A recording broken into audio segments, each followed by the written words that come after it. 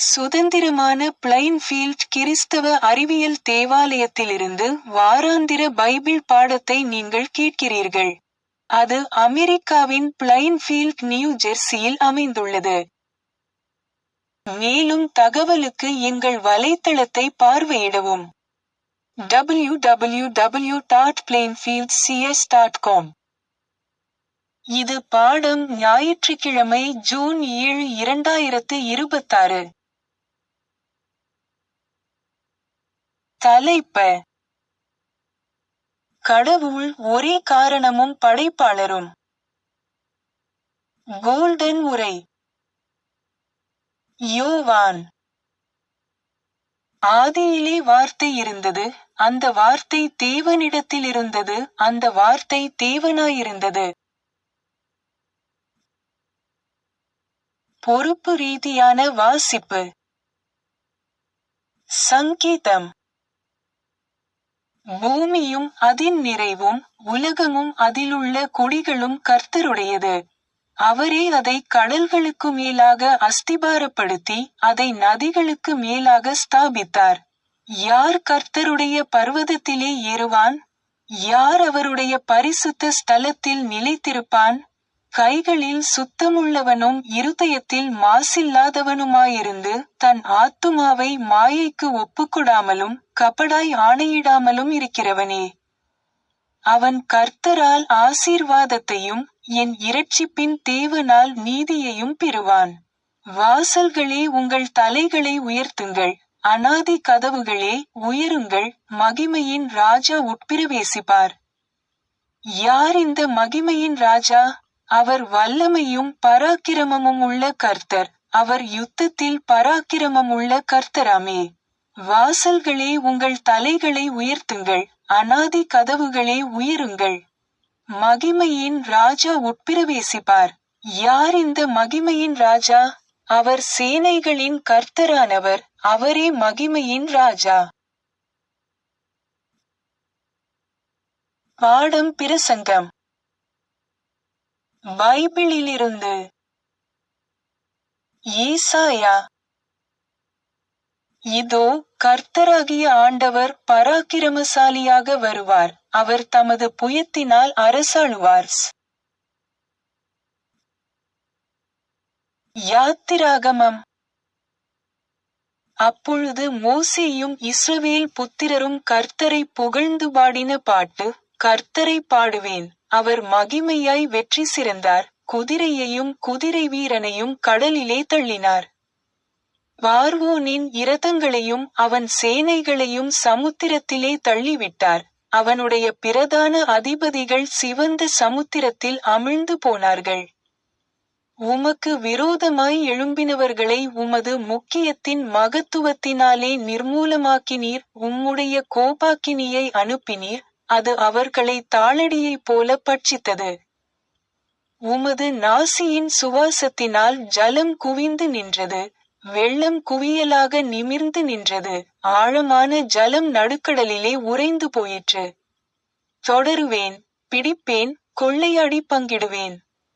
என் ஆசை அவர்களிடத்தில் திருப்தியாகும், என் பட்டயத்தை உருவுவேன், என் கை அவர்களைச் சங்கரிக்கும் என்று பகைஞன் சொன்னான். உம்முடைய காற்றை வீச பண்ணினீர், கடல் அவர்களை மூடிக்கொண்டது. திரளான தண்ணீர்களில் ஈயம் போல அமிழ்ந்து போனார்கள். நீர் மீட்டுக்கொண்ட இந்த ஜனங்களை உமது கிருபையினாலே அழைத்து வந்தீர், உம்முடைய பரிசுத்த வாசஸ்தலத்துக்கு நேராக அவர்களை உமது பலத்தினால் வழிநடத்தினீர். பின்பு மோசே இஸ்ரவேல் ஜனங்களை சிவந்த சமுத்திரத்திலிருந்து பிரயாணப்படுத்தினான். யாத்திராகமம். உன்னை அடிமைத்தன வீடாகிய எகிப்து தேசத்திலிருந்து புறப்பட பண்ணின உன் தேவனாகிய கர்த்தர் நானே.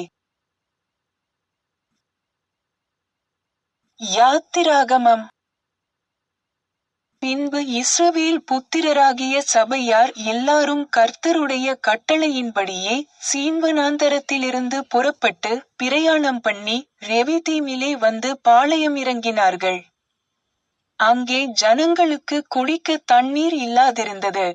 அப்பொழுது ஜனங்கள் மோசேயோடே வாதாடி, நாங்கள் குடிக்கிறதற்கு எங்களுக்கு தண்ணீர் தர வேண்டும் என்றார்கள்.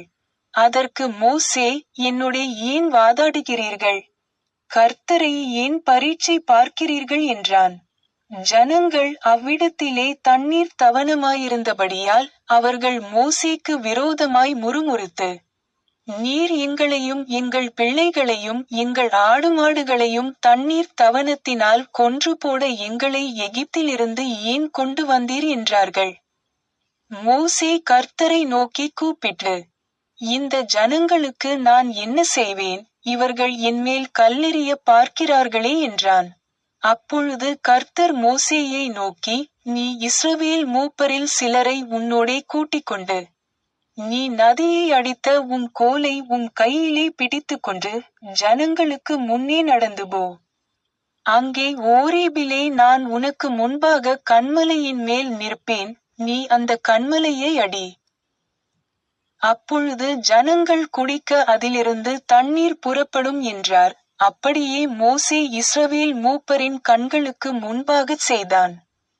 இஸ்ரவேல் புத்திரர் வாதாடினதி நிமித்தமும் கர்த்தர் எங்கள் நடுவில் இருக்கிறாரா இல்லையா என்று அவர்கள் கர்த்தரை பரீட்சை பார்த்ததி நிமித்தமும் அவன் அந்த ஸ்தலத்திற்கு மாசா என்றும் மேரிபா என்றும் பேரிட்டான். யாத்திராகமம். என்னையன்றி உனக்கு வேறே தேவர்கள் உண்டாயிருக்க வேண்டாம். லூக்கா. பின்பு இயேசு ஆவியானவருடைய பலத்தினாலே கலிலேயாவுக்கு திரும்பி போனார். மத்தேயு. அவருடைய கீர்த்தி சீரியா எங்கும் பிரசித்தமாயிற்று. அப்பொழுது பலவித வியாதிகளையும் வேதனைகளையும் அடைந்திருந்த சகல பிணியாளிகளையும் பிசாசு பிடித்தவர்களையும் சந்திரரோகிகளையும் திமிர்வாதக்காரரையும் அவரிடத்தில் கொண்டு வந்தார்கள். அவர்களை சொஸ்தமாக்கினார். மத்தேயு. அப்பொழுது குஷ்டரோகி ஒருவன் வந்து அவரை பணிந்து, ஆண்டவரே, உமக்குச் சித்தமானால் என்னைச் சுத்தமாக்க உம்மால் ஆகும் என்றான். இயேசு தமது கையை நீட்டி அவனைத் தொட்டு, எனக்குச் சித்தம் உண்டு, சுத்தமாகு என்றார். உடனே குஷ்டரோகம் நீங்கி அவன் சுத்தமானான். இயேசு அவனை நோக்கி, இதை நீ ஒருவருக்கும் சொல்லாதபடி எச்சரிக்கையாயிரு. ஆயினும் அவர்களுக்குச் சாட்சியாக நீ போய் ஆசாரியனுக்கு உன்னை காண்பித்து மோசே கட்டளையிட்ட காணிக்கையைச் செலுத்து என்றார். மத்தேயு. 6 நாளைக்கு பின்பு இயேசு பேதுருவையும் யாக்கோபையும் அவனுடைய சகோதரனாகிய யோவானையும் கூட்டிக் கொண்டு தனித்திருக்கும்படி உயர்ந்த மலையின் மேல் போய் அவர்களுக்கு முன்பாக மறுரூபமானார். அவர் முகம் சூரியனைப் போல பிரகாசித்தது, அவர் வஸ்திரம் வெளிச்சத்தைப் போல வெண்மையாயிற்று. அப்பொழுது மோசேயும் எலியாவும் அவரோடே பேசுகிறவர்களாக அவர்களுக்கு காணப்பட்டார்கள். அப்பொழுது பேதுரு இயேசுவை நோக்கி, ஆண்டவரே, நாம் இங்கே இருக்கிறது நல்லது. உமக்குச் சித்தமானால் இங்கே உமக்கு ஒரு கூடாரமும் மோசேக்கு ஒரு கூடாரமும் எலியாவுக்கு ஒரு கூடாரமுமாக 3 கூடாரங்களை போடுவோம் என்றான். அவன் பேசுகையில், இதோ, ஒளியுள்ள ஒரு மேகம் அவர்கள் மேல் நிழலிட்டது. இவர் என்னுடைய நேசகுமாரன், இவரில் பிரியமாயிருக்கிறேன். இவருக்குச் செவி கொடுங்கள் என்று அந்த மேகத்திலிருந்து ஒரு சத்தம் உண்டாயிற்று. சீஷர்கள் அதைக் கேட்டு முகங்குப்புற விழுந்து மிகவும் பயந்தார்கள். அப்பொழுது இயேசு வந்து அவர்களைத் தொட்டு, எழுந்திருங்கள், பயப்படாதேயுங்கள் என்றார். அவர்கள் தங்கள் கண்களை ஏறெடுத்து பார்க்கையில் இயேசுவைத் தவிர வேறொருவரையும் காணவில்லை. அவர்கள் மலையிலிருந்து இறங்குகிறபோது இயேசு அவர்களை நோக்கி, மனுஷகுமாரன் மரித்தோரிலிருந்து எழுந்திருக்கும் வரைக்கும் இந்த தரிசனத்தை ஒருவருக்கும் சொல்ல வேண்டாம் என்று கட்டளையிட்டார். அவர்கள் ஜனங்களிடத்தில் வந்தபோது ஒரு மனுஷன் அவரிடத்தில் வந்து அவர் முன்பாக முழங்கால்படியிட்டு, ஆண்டவரே, என் மகனுக்கு இரங்கும், அவன் சந்திரரோகியாய் கொடிய வேதனைப்படுகிறான், அடிக்கடி தீயிலும் அடிக்கடி ஜலத்திலும் விழுகிறான். அவனை உம்முடைய சீஷர்களிடத்தில் கொண்டு வந்தேன், அவனை சொஸ்தமாக்க அவர்களால் கூடாமற் போயிற்று என்றான். இயேசு பிரதியுத்தரமாக, விசுவாசமில்லாத மாறுபாடுள்ள சந்ததியே, எதுவரைக்கும் நான் உங்களோடு இருப்பேன்? எதுவரைக்கும் உங்களிடத்தில் பொறுமையாயிருப்பேன்? அவனை என்னிடத்தில் கொண்டு வாருங்கள் என்றார். இயேசு பிசாசை அதட்டினார், உடனே அது அவனை விட்டு புறப்பட்டது. அந்நேரமே அந்த இளைஞன் சொஸ்தமானான். அப்பொழுது சீஷர்கள் இயேசுவினிடத்தில் தனித்து வந்து, அதை துரத்திவிட எங்களால் ஏன் கூடாமற் போயிற்று என்று கேட்டார்கள். அதற்கு இயேசு, உங்கள் அவிசுவாசத்தினாலே தான். கடுகுவிதையளவு விசுவாசம் உங்களுக்கு இருந்தால் நீங்கள் இந்த மலையை பார்த்து, இவ்விடம் விட்டு அப்புறம் போ என்று சொல்ல அது அப்புறம் போம், உங்களால் கூடாத காரியம் ஒன்றுமிராது என்று மெய்யாகவே உங்களுக்குச் சொல்லுகிறேன். யோவான். மெய்யாகவே மெய்யாகவே நான் உங்களுக்குச் சொல்லுகிறேன், நான் என் பிதாவினிடத்திற்கு போகிறபடியினால் என்னை விசுவாசிக்கிறவன் நான் செய்கிற கிரியைகளை தானும் செய்வான். இவைகளைப் பார்க்கிலும் பெரிய கிரியைகளையும் செய்வான். யோவான். என்னிடத்தில் வாசமாயிருக்கிற பிதாவானவரே இந்த கிரியைகளைச் செய்து வருகிறார். மேரி பேக்கர் எட்டி எழுதிய கிறிஸ்டியன் சயின்ஸ் பாடநூல் அறிவியல் மற்றும் ஆரோக்கியத்துடன் கீடூத்தி ஸ்கிரிப்ட்ஸிலிருந்து தொடர்புடைய பத்திகளை படிப்பேன். அறிவியல் மற்றும் ஆரோக்கியம். படைப்பு கொள்கையான உயிர், உண்மை மற்றும் அன்பு ஆகியவையே கடவுள். இந்த பிரபஞ்சம் கடவுளை பிரதிபலிக்கிறது. ஒரே ஒரு படைப்பாளரும் ஒரே ஒரு படைப்புமே உண்டு. இந்த படைப்பானது எல்லையற்ற மனதில் உள்ளடக்கப்பட்டு என்றென்றும் பிரதிபலிக்கப்படும் ஆன்மீக கருத்துக்களின் மற்றும் அவற்றின் அடையாளங்களின் விரிவை கொண்டுள்ளது. இந்த கருத்துக்கள் மிகச்சிறியதில் இருந்து எல்லையற்றது வரை பரந்துள்ளன, மேலும் மிக உயர்ந்த கருத்துக்களே கடவுளின் புதல்வர்களும் புதல்விகளுமாகும். 10 கட்டளைகளில் யெகோவாவின் முதல் கட்டளையாக மோசே இதை அறிவித்தார், என்னைத் தவிர வேறு தெய்வங்களை உனக்கு வணங்கக்கூடாது. பண்டைய காலத்தில் உயர் விமர்சனம் என வகைப்படுத்தப்பட்ட படைப்பை பற்றிய புராண கால மனித கோட்பாடுகள் ரோம் மற்றும் கிரேக்கத்தில் இருந்த பண்பட்ட அறிஞர்களிடமிருந்து தோன்றின, ஆனால் தெய்வீக மனதின் படைப்பை பற்றிய துல்லியமான பார்வைகளுக்கு அவை எந்த அடித்தளத்தையும் அளிக்கவில்லை. மரணமடையும் மனிதன் தன் சொந்த கருத்துக்களால் தெய்வத்தைச் சிறுமைப்படுத்த தன் கண்களுடன் ஒரு உடன்படிக்கை செய்து கொண்டான். பௌதிக புலன்களுடன் கூட்டு சேர்ந்து மரணமடையும் மனிதர்கள் எல்லா பொருட்களையும் குறுகிய கண்ணோட்டத்தில் பார்க்கிறார்கள். கடவுள் உடலுடையவர் அல்லது பௌதிக பொருள் உடையவர் என்பதை எந்த மனிதனும் உறுதிப்படுத்தக்கூடாது. திருமறைகளின் அறிவியல்பூர்வமான விளக்கம் பழைய ஏற்பாட்டின் தொடக்கத்திலிருந்தே முறையாக தொடங்குகிறது. இதற்கு காரணம் திருவசனத்தின் ஆன்மீக முக்கியத்துவம் அதன் ஆரம்பகால வெளிப்பாடுகளில் உடனடிச் சூழலால் பெரும்பாலும் அமுக்கப்பட்டு விளக்கம் தேவைப்படுவதாக தோன்றுவதே ஆகும். ஆனால் புதிய ஏற்பாட்டு விவரிப்புகள் தெளிவானவையாகவும் இதயத்திற்கு நெருக்கமானவையாகவும் இருக்கின்றன. இயேசு அவற்றை ஒளிரச் செய்கிறார். மரண வாழ்வின் வறுமையை காட்டினாலும் மனிதனின் தேவைகளையும் துயரங்களையும் ஆன்மீக ஆதாயத்தால் நிறைவாக ஈடு செய்கிறார். சத்தியத்தின் அவதாரம், அதாவது தேவதூதர்களால் மெல்லிய குரலில் கூற மட்டுமே முடிந்த வியப்பு மற்றும் மகிமையின் பெருக்கம், கடவுளால் ஒளி மற்றும் நல்லிணக்கத்தால் விளக்கப்பட்டது. எங்கும் நிறைந்த அன்புடன் ஒத்திசைவாக உள்ளது. இயேசு போதித்த கிறிஸ்தவம் என்பது ஒரு கோட்பாட்டோ, சடங்குகளின் அமைப்போ அல்லது சடங்கு ரீதியான யெகோவாவிடமிருந்து கிடைத்த ஒரு சிறப்பு பரிசோ அல்ல, மாறாக அது தெய்வீக ஒளியின் சுழற்சிகளில் இருக்க வேண்டியதைப் போலவே, கிறிஸ்துவின் பெயராலோ அல்லது சத்தியத்தின் பெயராலோ மட்டுமல்லாமல், சத்தியத்தை நிரூபிப்பதன் மூலமே தவறுகளை அகற்றி நோயாளிகளை குணப்படுத்தும் தெய்வீக அன்பின் வெளிப்பாடாக இருந்தது. இயேசுவின் காலத்தில் வாழ்ந்த ஒரு குறிப்பிட்ட நீதிபதி, அவருடைய கண்டனம் அச்சமூட்டுகிறது என்ற இந்த பதிவை விட்டுச் சென்றதாக பலர் நம்புகிறார்கள். நம் ஆண்டவரின் வலிமையான மொழி இந்த விளக்கத்தை உறுதிப்படுத்துகிறது. தவறுக்காக அவர் வழங்கிய ஒரே நாகரிகமான தண்டனை, சாத்தானே, எனக்கு பின்னால் போ என்பதுதான்.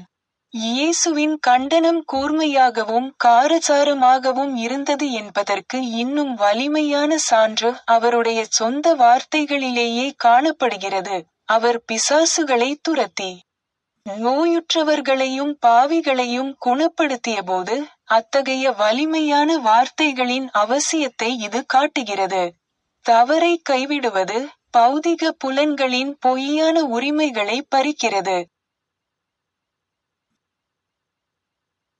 எகிப்தில் கொள்ளை நோய்கள் மீதான நம்பிக்கையிலிருந்து இஸ்ரவேலர்களை காப்பாற்றியது மனமே. வனாந்தரத்தில் பாறையிலிருந்து நீரோடைகள் பாய்ந்தன, வானத்திலிருந்து மன்னா பொழிந்தது. தேசத்தின் செழிப்பில் எபிரேயர்களின் வெற்றிகளுடன் அற்புதங்கள் நிகழ்ந்தன, ஆனால் அவர்கள் உண்மையான இலட்சியத்திலிருந்து விலகியபோது அவர்களின் மனத்தளர்ச்சி தொடங்கியது.